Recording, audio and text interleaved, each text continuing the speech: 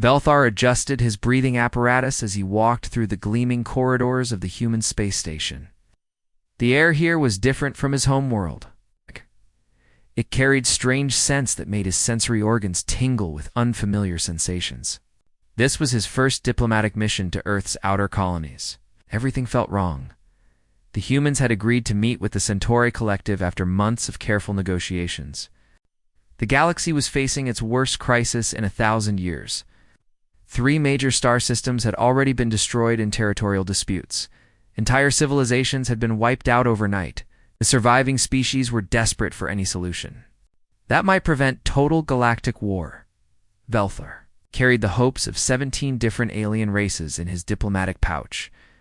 The formal treaties, the carefully worded peace proposals, the detailed maps showing how territories could be divided fairly, everything had been prepared with the utmost care and seriousness. The fate of billions of lives depended on these negotiations. The human who greeted him at the conference room door was nothing like what Velthar had expected. Kim Dae-ho was tall and lean, with dark hair and eyes that seemed to hold some kind of hidden amusement. He wore a simple blue uniform that looked more like casual clothing than formal diplomatic attire. "Welcome aboard the station," Kim Dae-ho said with a smile that showed far too many teeth. "I hope the journey wasn't too rough. Space travel can be a real pain sometimes." Velthar blinked his 4 eyes in confusion. A real pain? They were discussing the movement between star systems, not some minor inconvenience. "The journey was acceptable," he replied carefully. "I trust you understand the gravity of our situation." Kim Dae-ho nodded and gestured for Velthar to follow him into the conference room. "Oh, absolutely. We've been following the whole thing. Pretty intense stuff happening out there." The conference room was large and well lit, with a massive holographic display showing the current state of the galaxy. Red zones marked areas of active conflict. Yellow zones showed disputed territories. The amount of red on the map was growing every day. Admiral Park So-min was already seated at the table. She was older than Kim Dae-ho, with streaks of gray in her black hair and lines around her eyes that spoke of years spent in space. She stood to greet Velthar with a firm handshake. "Admiral Park," she introduced herself. "I've been looking forward to this meeting. Your people have quite a reputation for strategic thinking." Velthar felt a small surge of pride. The Centauri Collective was indeed known throughout the galaxy for their tactical expertise.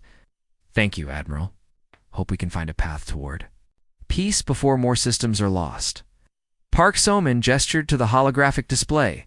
"Let's dive right in then. We've been analyzing the current conflict patterns, and I have to say, the enemy AI is pretty predictable once you figure out their behavior trees." Enemy AI? Behavior trees? Velthar's translator implant struggled with the unfamiliar terms. "I'm sorry, Admiral. Could you clarify what you mean by AI?" "Artificial intelligence," Kim Dae-ho explained helpfully. "Though in this case, we're using it more broadly to describe the decision-making patterns of the hostile forces. They're following pretty standard aggressive expansion protocols." Velthar stared at them both. "You're referring to the Sectar Empire's military forces as artificial intelligence?" "Not literally," Park So-min said, manipulating the holographic display to show enemy fleet movements. "But their tactics are so rigid and predictable that they might as well be programmed. Look at this pattern here. They always attack the weakest. Defended systems first, then consolidate their gains before moving on to the next target. It's like they're following a basic conquest algorithm." The casual way she described the systematic destruction of entire worlds made Velthar's stomach turn. "Admiral, these are not algorithms. These are real attacks that have killed billions of sentient beings." "Of course they are," Park So-min replied, her expression becoming more serious. "That's exactly why we need to treat this like a strategy game. Emotional responses get people killed. Clear thinking and pattern recognition save lives." Velthar opened his diplomatic pouch and began spreading out the carefully prepared peace treaties. The Centauri Collective has spent months developing these proposals. We believe they offer fair solutions that could end the conflict without further bloodshed. Kim Dae-ho picked up one of the documents and began reading. After a few moments, he looked up with a puzzled expression. "This is basically asking the Sectar Empire to stop expanding and be happy with their current territory." "That is correct," Velthar said. If we can establish clear boundaries and mutual non-aggression pacts, there would be no need for further conflict. But they're not going to agree to that, Park So-min said matter-of-factly. They're in full conquest mode. You don't negotiate. With someone who's already decided to take everything you have, that's like trying to make a peace treaty with a virus. Then what do you suggest? Velthor asked, feeling a growing sense of frustration. Park So-min stood up and walked to the holographic display. First, we need to understand what kind of game we're playing. The Sectar Empire is treating this like a territorial expansion. Game they're trying to claim as much space as possible, as quickly as possible. This is not a game, Velthor said firmly. This is war. Real war with real consequences. All war is a game, Kim Dae-ho said quietly. The only question is whether you understand the rules better than your opponent. Velthar felt his breathing apparatus working harder as stress began to affect his system. How can you be so casual about this? Entire species are being wiped out. Because being emotional about it won't bring them back, Park So-min replied. But understanding the patterns and finding the right counter-strategies might prevent more deaths. She manipulated the display again, showing potential fleet movements. Look, here's what I think we should do. Instead of trying to negotiate with them, we create a scenario where expansion becomes more costly than it's worth. We make them think twice about every move. And how do we do that? Velthar asked. We make them play by our rules instead of theirs, Park So-min said with a smile that reminded Velthor uncomfortably of a predator. We change the game. Velthor looked at the two humans and felt a chill that had nothing to do with the station's climate control. There was something deeply unsettling about the way they discussed galactic warfare. They seemed to treat it as an intellectual puzzle rather than a life-or-death struggle. I need to transmit a report to my superiors, Velthor said. When can we reconvene? Tomorrow morning, Kim Dae-ho said. That should give you time to think about what we've discussed. As Velthar left the conference room, he heard Admiral Park So-min say to Kim Dae-ho, I think we're going to need to explain the concept of asymmetric warfare to them. We're still thinking in terms of traditional diplomacy. Replied, they haven't figured out that the other side stopped following the rules a long time ago. Walking back to his quarters, Velthar began composing his report in his mind. The humans were unlike any species he had encountered before. They approached the galaxy's most serious crisis with an attitude that seemed almost playful. It was as if they didn't fully understand the stakes involved, but there was something else, something that made Velthar's skin crawl with unease. Humans weren't just casual about the conflict. They seemed excited by it. He talked about war the way other species talked about recreational activities. As he settled into his quarters to write his report, Velthar couldn't shake the feeling that he was missing something important. The humans had agreed to help end the galactic conflict, but their approach was so different from anything he had expected. He began typing his report, trying to capture his growing concerns about humanity's strange attitude toward warfare. As he wrote, one question kept returning to his mind. What kind of species treats galactic war like a game? Zephok floated in the observation chamber of the human military training facility, his 3 hearts beating in an irregular pattern that indicated deep stress. He had been assigned by the Rigel Defense Force to study human military tactics and report back on their effectiveness. What he was witnessing defied everything he understood about warfare. The training simulation room, stretched out below him like a vast arena. Holographic projections created realistic battle scenarios where human crews practiced responses to various threats. But instead of the grim determination he expected to see during military exercises, the humans were laughing.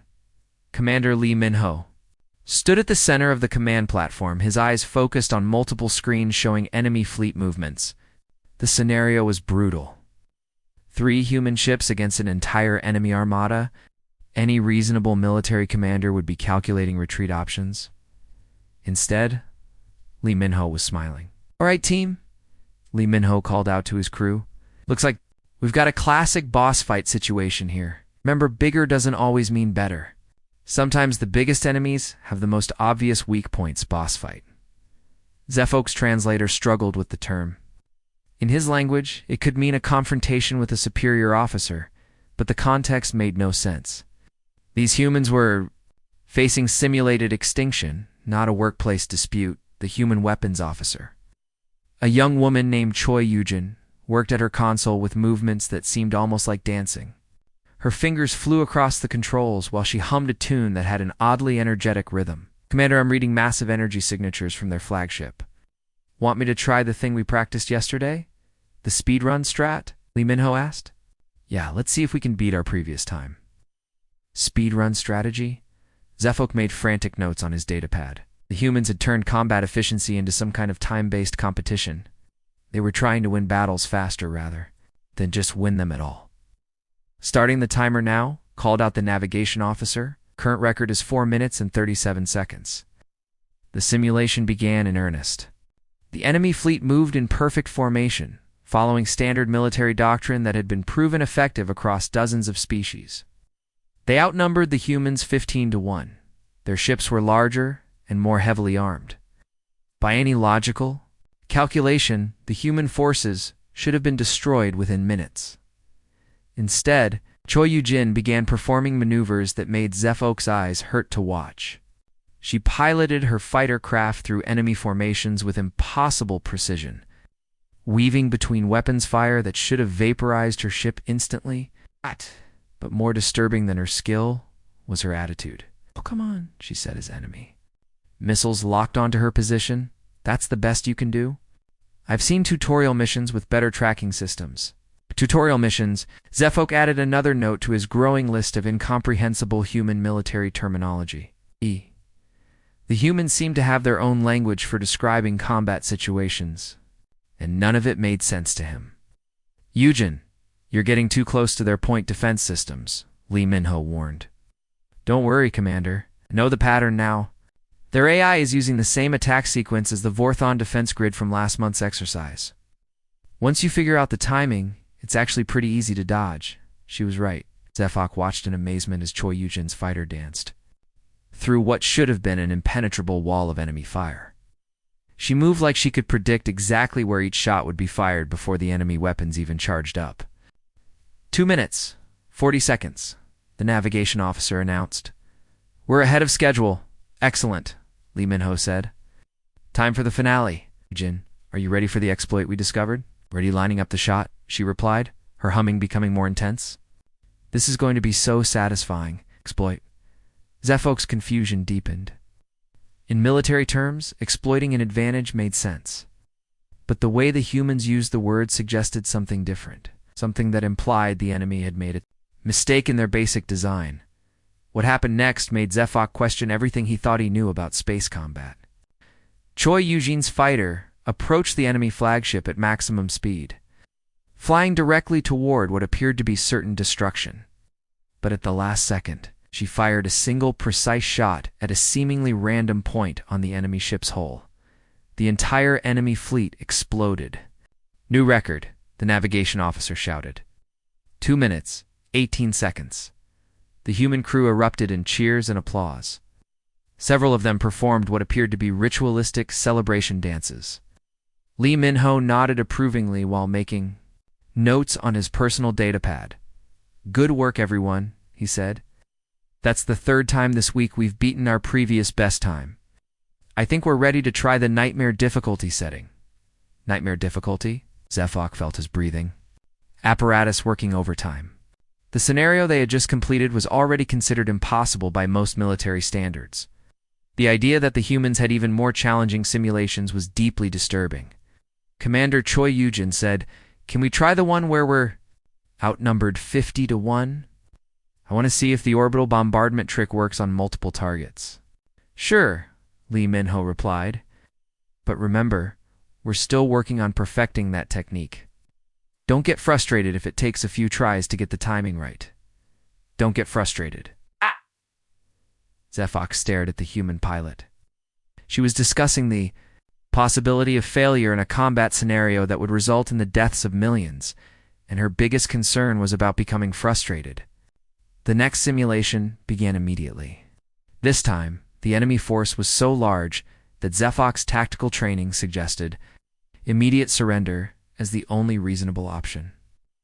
The human ships were completely surrounded, facing odds that no military strategists would consider survivable.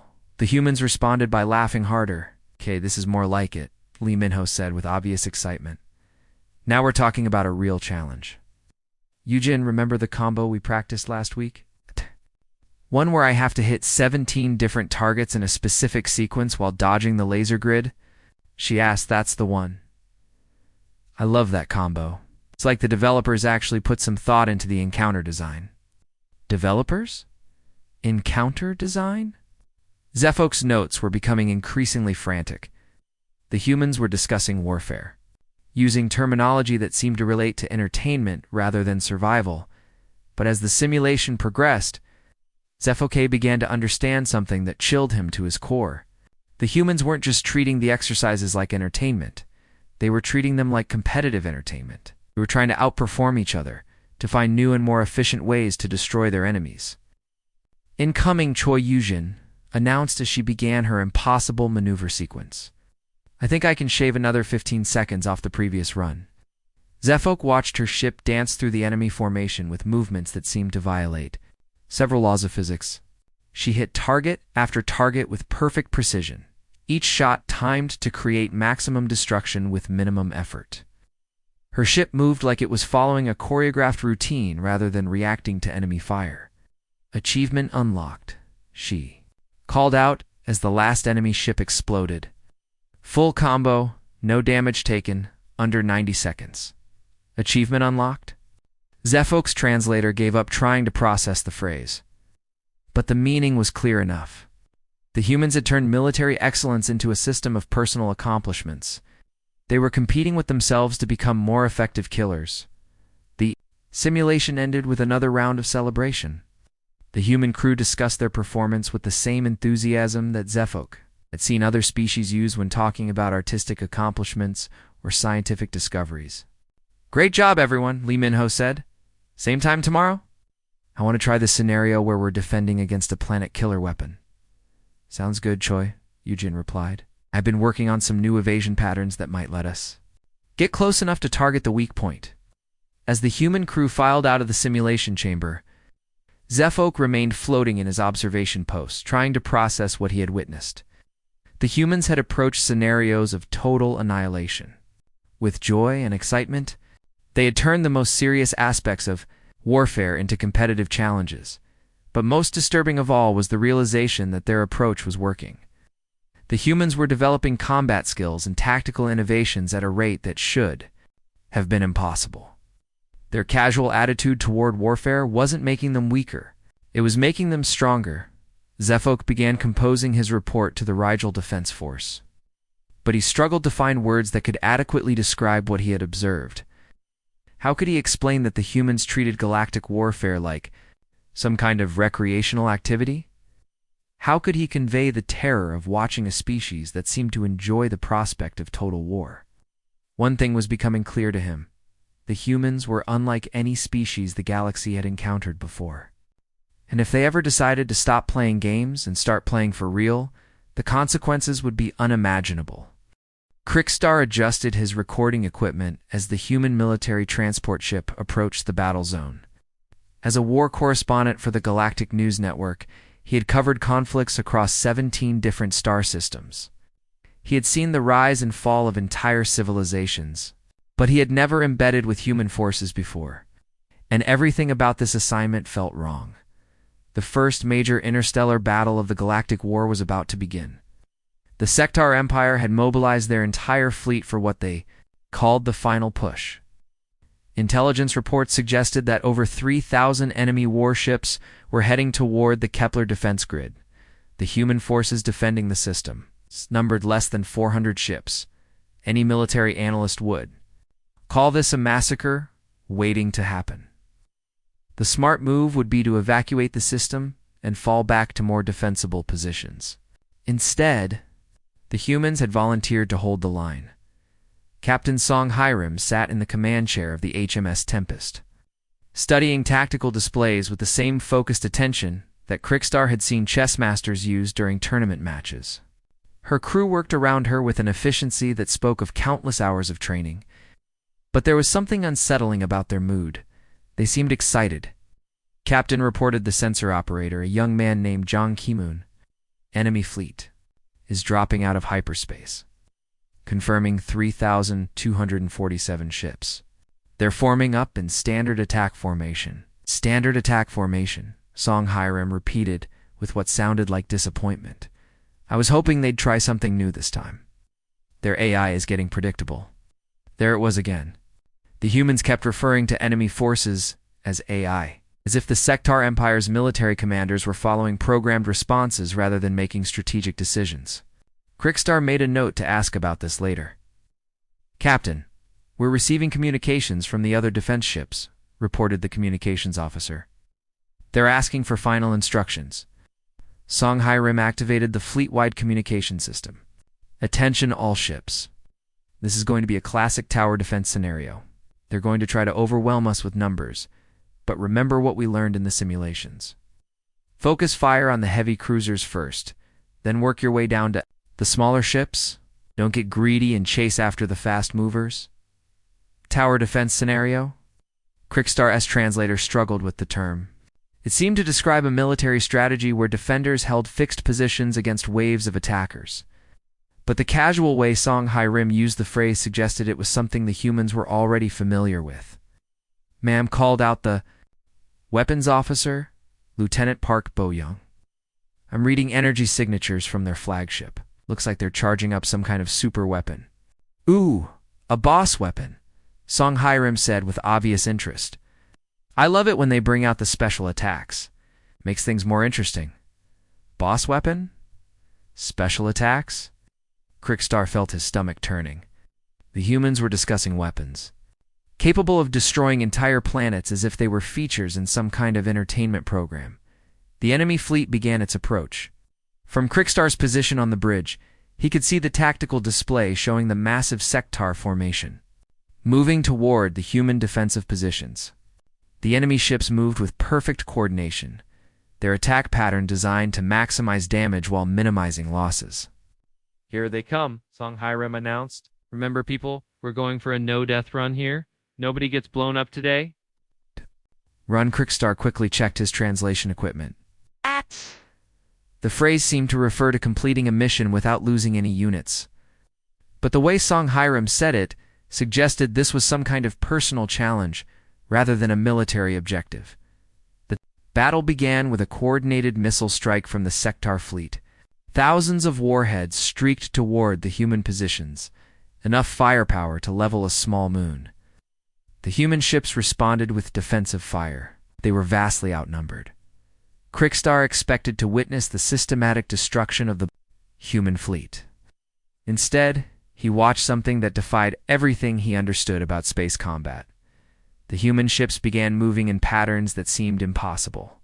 They dodged between incoming missiles with precision that suggested they knew exactly where each warhead would be before it was fired.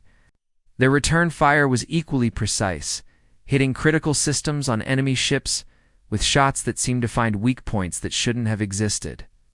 Nice shot, Bo-young, Song Hiram commented, as Lieutenant Park Bo-young's weapons fire disabled 3 enemy cruisers with a single volley. You're really getting the hang of the weak point targeting system. Weak point targeting system? Crickstar leaned forward in his observer's chair. The humans were discussing enemy ships as if they had predetermined vulnerable areas that could be exploited with the right knowledge. Captain, reported Jang Ki-moon. Enemy flagship is firing their superweapon. It's some kind of planet killer beam. Right on schedule, Song Hiram replied. Classic boss fight pattern. They always use the big attack when they get down to about 80% health. All ships execute evasion pattern Delta. The human fleet scattered in what appeared to be complete chaos. But as Crickstar watched the tactical display, he began to see the pattern. The ships weren't fleeing randomly. They were moving in a coordinated dance that took them around the edges of the enemy. Weapons effective range. The planet killer beam fired, its destructive energy capable of cracking a world's crust. It passed harmlessly through empty space, where the human ships had been moments before. Perfect timing, Song Hiram said with satisfaction. Now, while they're recharging, we hit them with everything we've got. This is our damage phase, people. Make it count. Damage phase? The humans were discussing the battle as if it followed a predetermined script with specific timing windows for attack and defense. But somehow, their predictions were accurate. The enemy flagship was indeed recharging its weapon systems, leaving it vulnerable to counterattack. The human fleet struck with coordinated precision. Their weapons fire focused on specific points on the enemy ships, creating cascade failures that destroyed vessels with minimal energy expenditure, ship after ship. And the Sectar fleet exploded, their destruction following patterns that seemed almost choreographed. "We're getting some rage quitters," reported the communications officer. 17 enemy ships just jumped to hyperspace. "Rage quitters?" Krikstar asked, unable to contain his curiosity any longer. Songhairim glanced at him with amusement. "Ships that leave the battle when they realize they're going to lose. Happens all the time. Some players just can't handle getting outplayed." Players? Krikstar felt a chill run down his spine. The humans were referring to enemy commanders as players, as if the entire galactic war was some kind of competitive match. Major Young Dongwu, the fleet's tactical coordinator, appeared on the main screen from his position on another ship. "Captain, we're down to about 400 enemy ships. They're trying to retreat to the outer system. Don't let them get away," Songhairim ordered. "We're going for a perfect clear here. No survivors to report back to their command." Act. Clear? Krikstar watched in horror as the human fleet pursued the retreating enemy ships with ruthless efficiency. The Sectar vessels that had seemed so threatening minutes before were now fleeing in complete disarray. "This is disappointing, Yang," Dongwu said as his ships finished off the last of the retreating enemy vessels.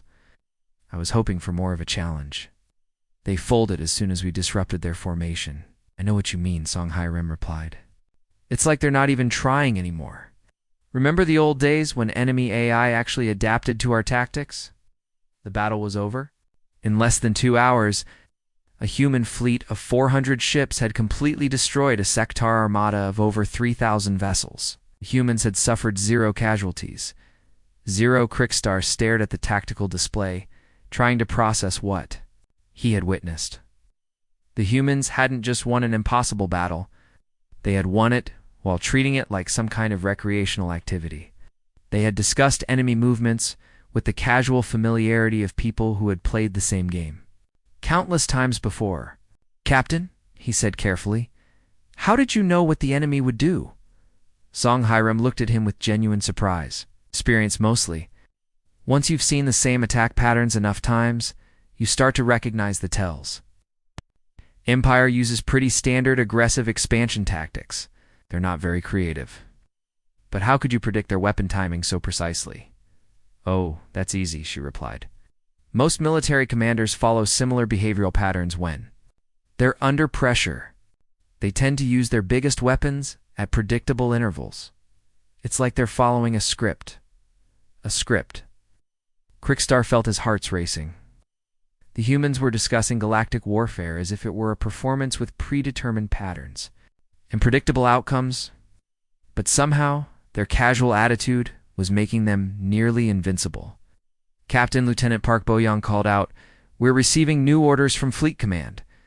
They want us to proceed to the Vega system. Intelligence reports suggest the enemy is massing for another attack." "Excellent," Songhairim said with obvious enthusiasm. "I hope they bring something more challenging this time." This was fun, but it was over too quickly. As the human fleet prepared to jump to hyperspace, Krikstar began composing his report for the Galactic News Network. But how could he explain what he had seen?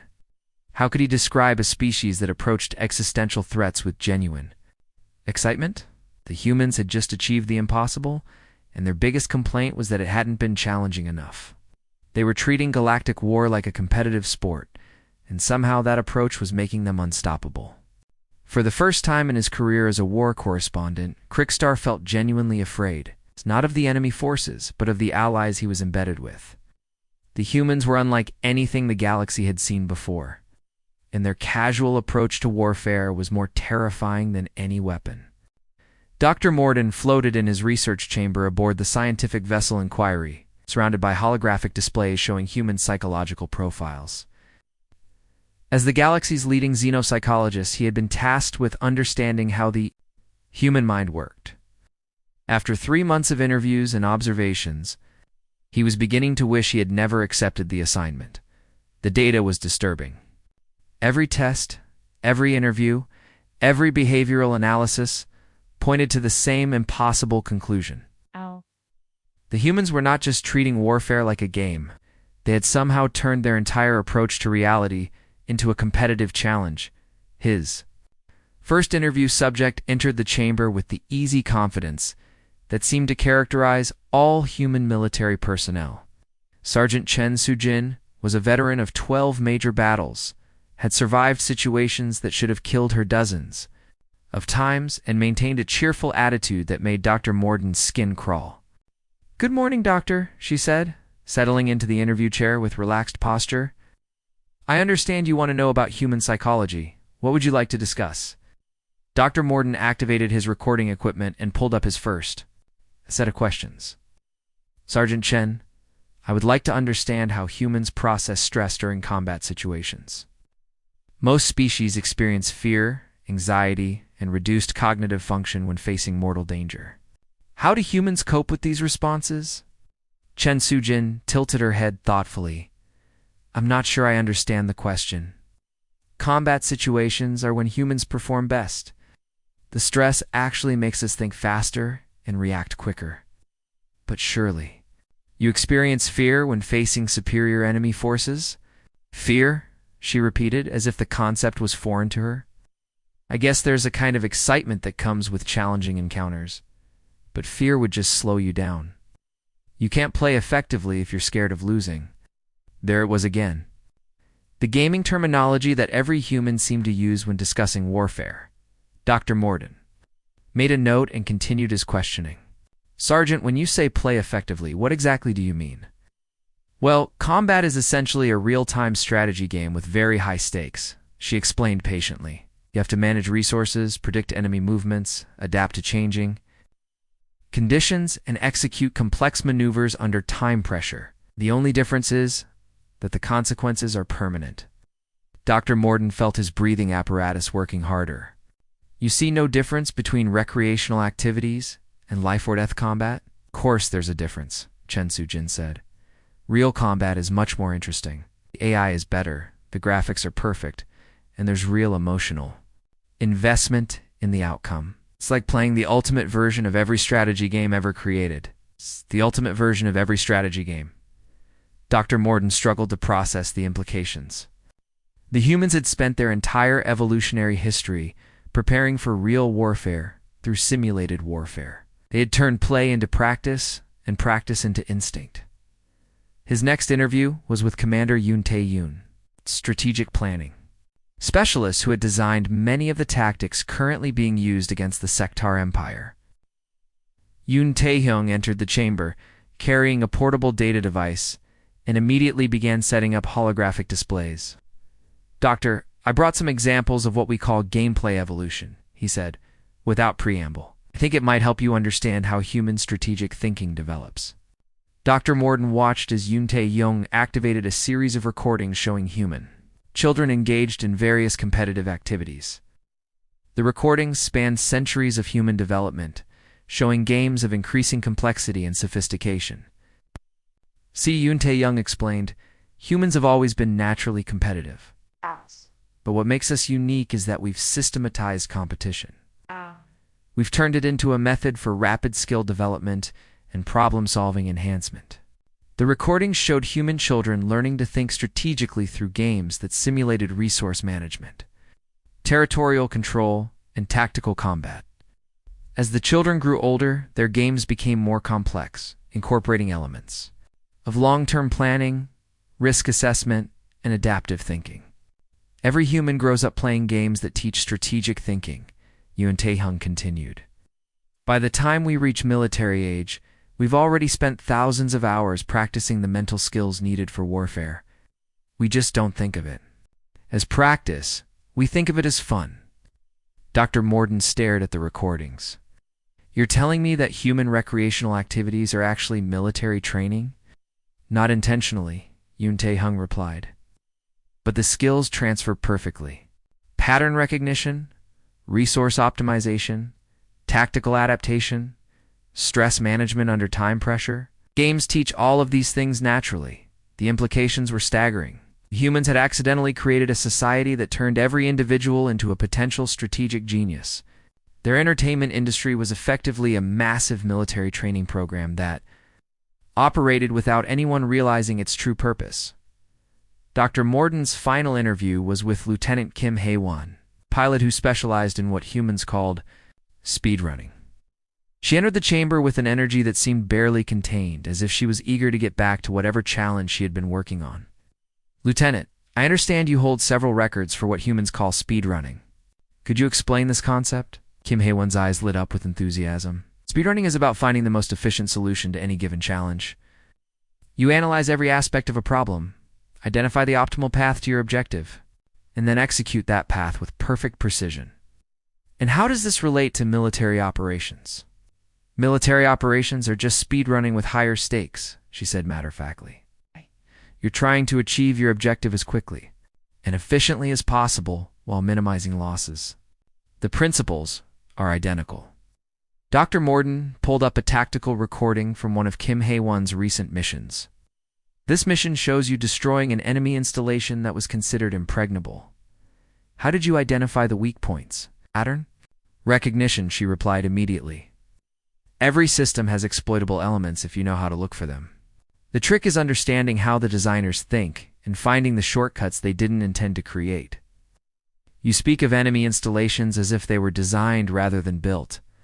Kim Hae-won paused, considering the question. Everything is designed, Doctor. Military bases, defensive systems, attack patterns, even strategic thinking. Once you understand the design philosophy behind something, you can predict its weaknesses. Dr. Morden felt a chill that had nothing to do with the ship's environmental systems. The humans didn't just see patterns in enemy behavior. They saw patterns in the fundamental structure of reality itself. They had turned the universe into a puzzle to be solved. Lieutenant, what is the most difficult challenge you've ever faced? Honestly, Kim Hae-won said with a grin. The current galactic war is pretty easy compared to some of the scenarios we practice with. Real enemies are much more predictable than good AI opponents. They follow logical patterns instead of trying to surprise you with creative solutions. Real enemies were easier than artificial ones. Dr. Morden made frantic notes as the full scope of human psychological development became clear to him. Now the humans had spent millennia competing against increasingly sophisticated artificial opponents. By the time they encountered real enemies, organic intelligence seemed primitive by comparison. After completing his interviews, Dr. Morden began analyzing the data. The pattern that emerged was more disturbing than anything he had imagined. The humans hadn't just adapted to treat warfare like a game, they had evolved to treat everything like a game. Every challenge became a puzzle to be solved. Every opponent became a system to be understood and exploited. Every problem became an opportunity to demonstrate superior strategic thinking. The humans had gamified reality itself, turning their entire existence into a competitive optimization process. But the most terrifying aspect of human psychology was their genuine enjoyment of increasingly difficult challenges. They didn't just want to win. They wanted to win against impossible odds. They actively sought out situations that would test their skills to the maximum. Dr. Morden compiled his final report with growing dread. The galaxy had welcomed humanity as potential allies in the fight against the Sectar Empire. But his research suggested that the humans were far more dangerous than any external threat. They were a species that had accidentally turned themselves into the perfect strategic organisms. Every human was a potential military genius. Every human sought out increasingly difficult challenges for personal satisfaction. Every human treated the most serious situations as opportunities for competitive excellence. The humans weren't just helping to win the galactic war. They were enjoying it. And when the war was over, they would need new challenges to keep themselves satisfied. Dr. Morden's final recommendation was simple and terrifying. The galaxy needed to ensure that humanity never ran out of interesting problems to solve. A bored human was far more dangerous than any external enemy the galaxy had ever faced. The humans had gamified war. The question was what they would gamify next. Fleet Admiral Dexonal stood in the command center of the Galactic Defense Headquarters, staring at tactical displays that showed the impossible. In 6 months of cooperation with human forces, the tide of the Galactic War had completely reversed. The Sectar Empire, which had seemed unstoppable just a year ago, is now retreating on all fronts. But victory came with a price that Dexonal was only beginning to understand. The humans hadn't just helped win the war, they had revolutionized warfare itself. The implications terrified him more than the original enemy threat. General Park Jinwoo entered the command center with the relaxed confidence that characterized all human military leaders. He carried a datapad containing the latest strategic analysis and wore an expression that Nexenal had learned to recognize as barely contained excitement. Admiral Park Jinwoo said with a slight bow, "I have the updated projections for the final phase of the campaign. I think you're going to find them interesting." Nexenal activated the central holographic display, showing the current state of the galactic conflict. Red zones indicated areas still under Sectar control. Blue zones showed areas secured by Allied forces. The amount of blue on the map had grown exponentially since human involvement began. "General, your tactical innovations have been remarkably effective," Dexonal said carefully. "But I must admit, I don't fully understand how your strategies work." Park Jinwoo smiled with the patient expression of someone explaining a simple concept to a child. Admiral Warfare is essentially a resource management game played in real time with imperfect information. Once you understand the underlying mechanics, optimal strategies become apparent. Underlying mechanics? This translator struggled with the concept. "General, could you elaborate on what you mean by mechanics?" "Every conflict operates according to certain rules," Park Jinwoo explained, manipulating the holographic display to show enemy fleet movements. "Resource production rates, unit movement speeds, weapon effectiveness ranges, communication delays. These variables create a system with predictable behaviors." Dexonal watched as Park Jinwoo highlighted patterns in the enemy movements that he had never noticed before. "You're saying that warfare follows mathematical principles." "All complex systems follow mathematical principles," Park Jinwoo replied. "The trick is identifying which variables matter most and how they interact with each other. Once you map out the system, optimization becomes straightforward." Optimization. Dexonal felt a familiar chill as he realized the humans were discussing galactic warfare as if it were an engineering problem to be solved rather than a life-or-death struggle. "General, how did humans develop these analytical capabilities?" Park Jinwoo considered the question thoughtfully. "Competitive analysis, mostly. Human society has always been built around games and competitions. We've spent thousands of years developing increasingly sophisticated methods for gaining strategic advantages." He activated another display showing what he called the Human Strategic Development Pipeline. "Every human child grows up playing competitive games that teach resource management, tactical thinking, and adaptive problem solving. By adulthood, these skills are automatic." Dexonal studied the display with growing unease. The humans had accidentally created a society that turned every individual into a strategic analyst. Their entertainment industry was effectively a massive intelligence enhancement program. "But surely not every human possesses military genius," Dexonal protested. "That's the beautiful part," Park Jinwoo said with obvious enthusiasm. "They don't need to be military geniuses. They just need to understand system optimization. The same skills that make someone good at resource management. Games also make them good at logistics coordination. The same pattern recognition that helps with puzzle games also helps with intelligence analysis." Captain Han Menesio joined the conversation, carrying reports from the latest engagement with Sectar forces. She was young for her rank, but her tactical record was flawless. Every mission she led succeeded with minimal casualties and maximum efficiency. "Admiral," she reported, "the Rigel sector operation was completed ahead of schedule. Enemy forces withdrew after the first engagement. I think they're starting to recognize our tactical signatures." "Tactical signatures?" Dexonal asked. "Patterns in our strategic approach," Han Menesio explained. "We've been using similar optimization techniques across multiple theaters.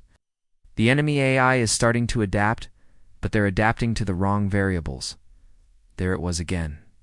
The humans, consistently referred to enemy strategic thinking as artificial intelligence, as if organic commanders were following programmed responses rather than making intelligent decisions.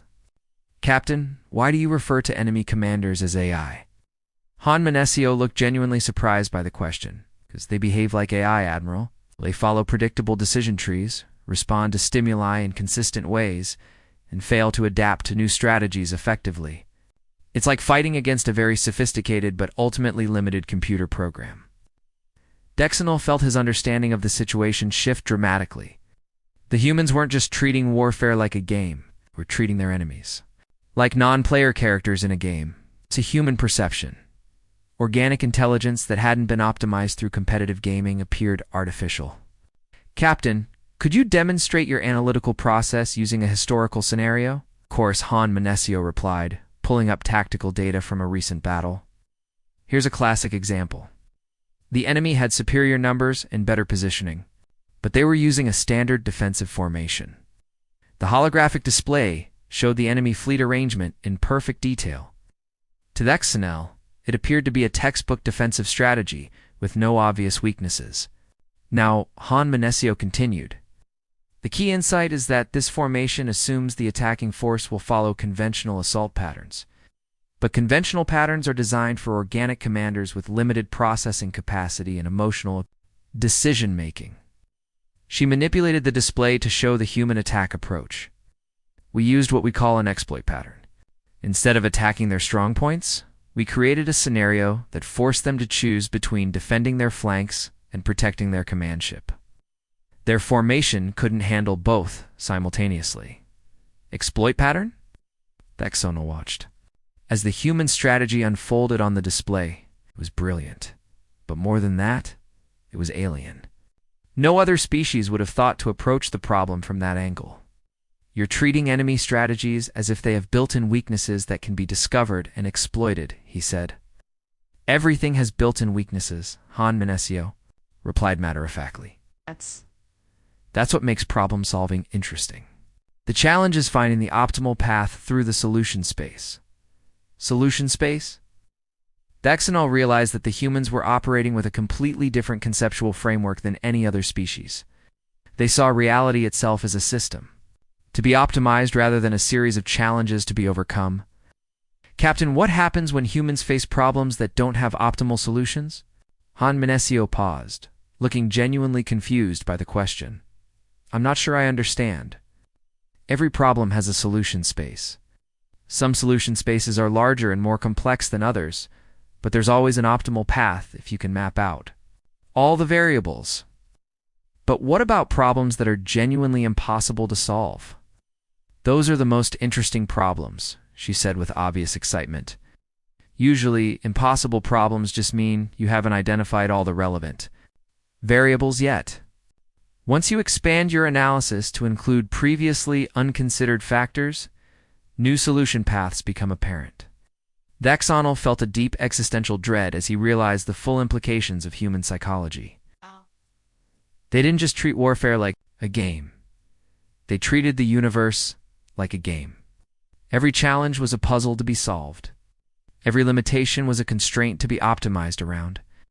Every problem was an opportunity to demonstrate superior analytical thinking. General, he said, to Park Jin-woo, what will humans do when this war is over? Park Jin-woo considered the question with the same analytical approach he applied to military strategy.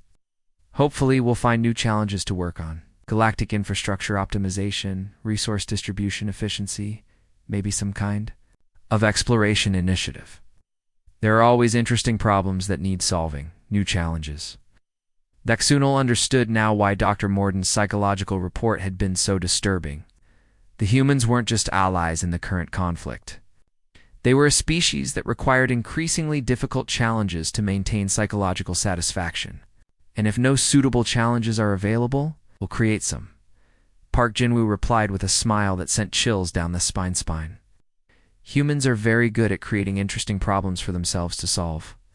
As the meeting concluded, Dexenol remained in the command center, staring at the tactical displays showing humanity's casual dominance of galactic warfare. The humans had helped save the galaxy from the Sectar Empire. But they had also revealed themselves to be something far more dangerous than any external threat. They were a species that had gamified reality itself. And now that they had finished the tutorial level of galactic civilization, they were ready for the real game to begin. Yixmorth floated in his private observation chamber, reviewing the final entry he would ever make in his official journal as Galactic Council Observer. After 18 months of documenting humanity's integration into galactic civilization, he had reached conclusions that would fundamentally change how the universe understood itself. The war was over. The Sectar Empire had surrendered after losing 97% of their military forces in engagements where they outnumbered human-led coalitions by margins of 10 to 1 or greater. The humans had accomplished this victory while treating the entire conflict as what they called a warm-up exercise. But victory in the galactic war was just the beginning of what Yixmorth had come to understand was humanity's real purpose in the universe. They hadn't just helped save galactic civilization. They had upgraded it. His observation chamber's communication system activated, indicating an incoming message from Ambassador Lee Selji. The human diplomat had become Yixmorth's primary contact for understanding humanity's long-term intentions, though every conversation left him more disturbed than the last. Observer Yixmorth. Lee Selji's voice carried the characteristic cheerfulness that all humans seemed to maintain regardless of circumstances. I hope you're ready for our final interview. I think you'll find humanity's next phase plans quite interesting.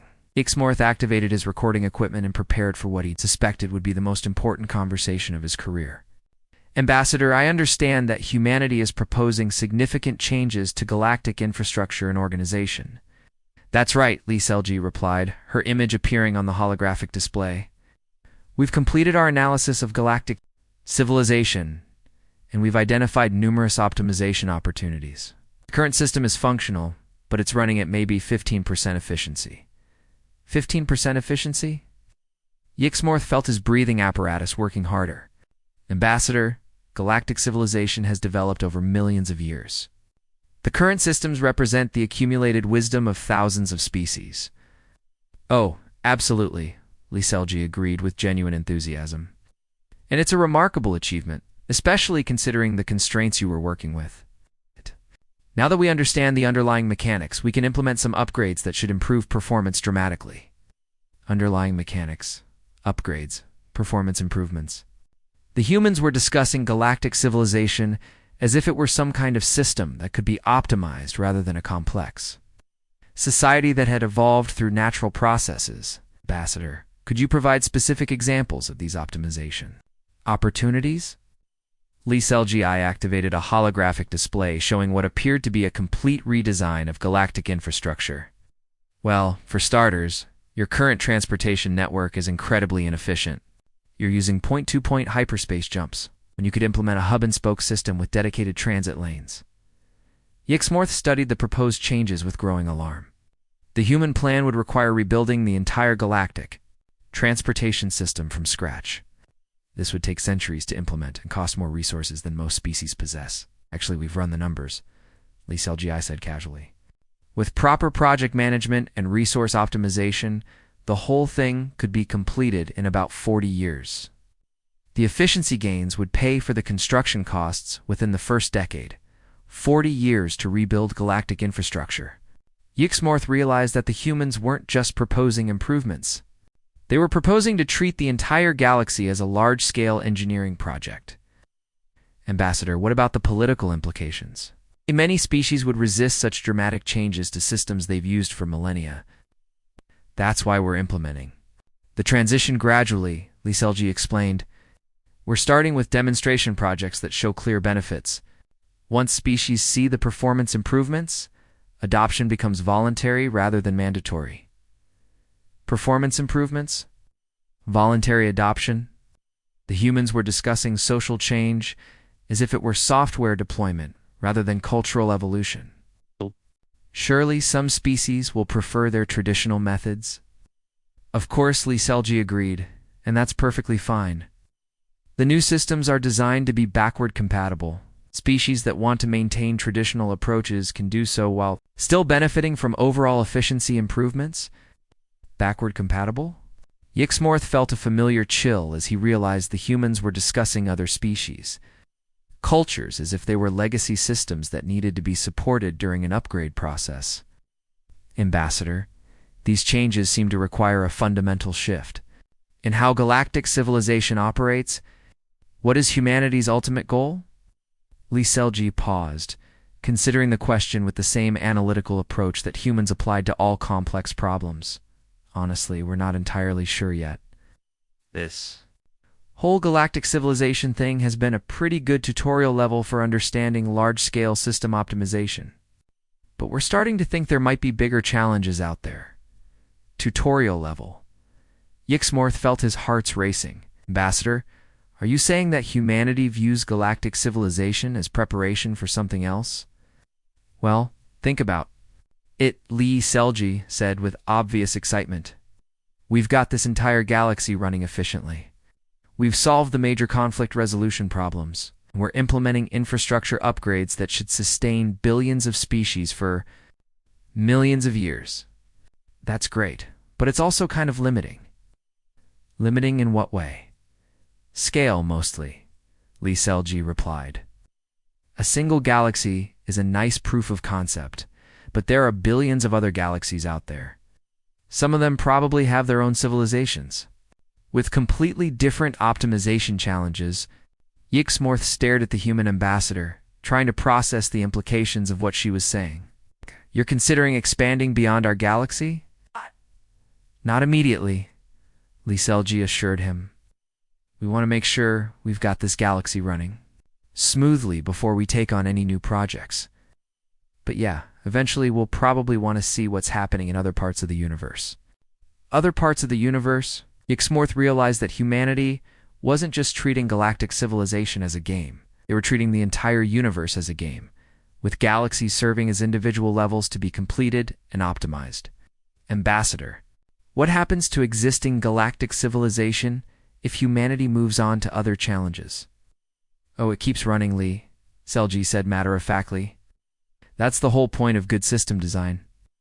Once you've optimized something properly, it should be able to maintain itself without constant management oversight. Maintain itself without management oversight. The humans were planning to optimize galactic civilization so thoroughly that it could function as an autonomous system while they moved on to bigger challenges. And if problems arise that require human intervention, we'll leave behind some support infrastructure, Lee Selji explained. AI systems that can handle routine optimization tasks, automated conflict resolution protocols, that sort of thing. Plus, there will always be some humans who prefer smaller-scale challenges and want to stay involved in galactic management. Yixmorth felt a deep existential dread as the full scope of humanity's plans became clear. They weren't just optimizing galactic civilization. They were preparing to move beyond it entirely, leaving behind automated systems to manage what they considered to be solved problems. Ambassador, one final question. How does humanity view its relationship with other species in the long term? Selji smiled with genuine warmth. Other species are wonderful. You've created this amazing foundation that we've been able to build on. Without your accumulated knowledge and cultural diversity, we never could have understood galactic civilization well enough to optimize it. But what happens when we're no longer useful for your optimization projects? You'll always be useful, Lee Selji assured him. Different species approach problems in different ways, which creates cognitive diversity that improves overall system performance. Plus, many species seem to genuinely enjoy the optimization process once they understand how it works. Realize that humanity viewed other species as components in their optimization systems rather than as independent entities with their own goals and desires. But somehow, this utilitarian approach seemed to result in better outcomes for everyone involved. As the interview concluded, Yixmorth began composing his final report.